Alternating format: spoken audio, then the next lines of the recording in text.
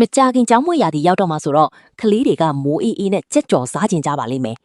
အပြင်မှာသွားမဝယ်ပါနဲ့တော့နည်းနည်းလေးကိုမှငွေတောင်းကြည့်ပေးနေရတာပါတကယ်တော့အိမ်မာဒီရိုးရှင်းတဲ့အစင်လေးတွေနဲ့ဆိုင်ကအရသာတိုင်းရအောင်လုပ်လို့ရပါတယ်ကိုယ်တိုင်လုပ်တာဆိုတော့ပိုပြီးတန့်ရှင်းလက်ဆက်တယ်လို့ကလေးတွေစားရင်လည်းပိုစိတ်ချရတာပေါ့ဘယ်လိုလုပ်ရမလဲဆိုတာကြည့်လိုက်ရအောင်အရင်ဆုံးဝယ်လာတဲ့ကြက်ပေါင်တွေကိုတန့်စင်အောင်ဆေးပြီးအယိုးတစ်လျှောက်ဓာတ်နဲ့အသာလေးမွန်းပေးပါ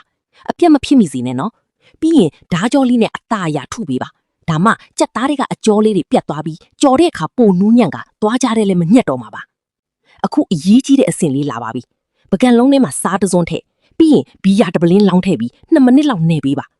ဘီယာထဲမှာပါတဲ့အင်ဇိုင်းတက်ကအသားကိုပိုနူးညံ့စေတယ်လို့အထက်ကသွေးစားတွေကိုလည်းထွက်လာပါတယ်ခဏနေရေကနှောက်လာတာတွေ့ရမှာပါအဲ့ဒီခါမှပြန်စေပြီးရီစင်အောင်ဆေးကရီစစ်ထားလိုက်ပါအရသာသွင်းတဲ့ခါမှာလည်းအရေးကြီးပါတယ်ကြက်သွန်မြက်ဂျင်းစားနှဲငယ်ဟင်းချက်ဝိုင်ပဲငယ်ပိအချီနဲ့ခရုစီတို့ထည့်ပြီးအသားတဲ့အရသာစိတ်ဝင်အောင်တေးချနဲ့က10မိနစ်လောက်နှက်ထားပေးပါ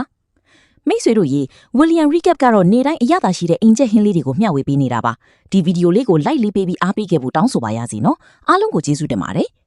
နှက်ထားတဲ့အထက်ကကြက်သွန်မြက်နဲ့ဂျင်းတွေကိုပြန်ဖယ်ထုတ်လိုက်ပါကြက်ပေါင်ကိုအရင်ဆုံးကြက်ကြော်မှုန့် fried chicken powder လူပြီးရင်ကြက်ဥရည်တဲ့နှစ်နောက်ဆုံးမှာကြက်ကြော်မှုန့်တစ်ခါထပ်လူပေးပါမှုန့်နေလူပြီးရင်လက်နဲ့အသားအရဆုပ်ပေးပြီးခါချလိုက်ပါဒါမှဆိုင်ကလိုမျိုးအကြီးကုန်ပုံစံအဖက်လေးတွေ flakes ထွက်လာမှာပါ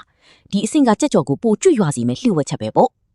စီကိုအပူချင်းအနီတော့6ပုံတပုံခန့်မှာကြက်ပေါင်တွေကိုတစ်ခုချင်းစီထဲကြောပါမီးအလေလက်နဲ့10မိနစ်လောက်ကြောပေးရပါမယ်အသားကြက်တာညင်ညာဖို့အတွက်ခဏခဏအထက်အုပ်လှမ်းပြီးဖို့မမိနေဘူးနော်နောက်ဆုံးစက္ကန့်30မှာတော့မီးကိုအပြင်းဆုံးဖွင့်ပြီးတစ်ချက်ပြန်ကြောလိုက်ပါဒါမှအသားတွေကစီတွေပြန်ထွက်သွားပြီးအပြင်သားကပိုကျွတ်ကအယောင်လဲလှလာမှာပါ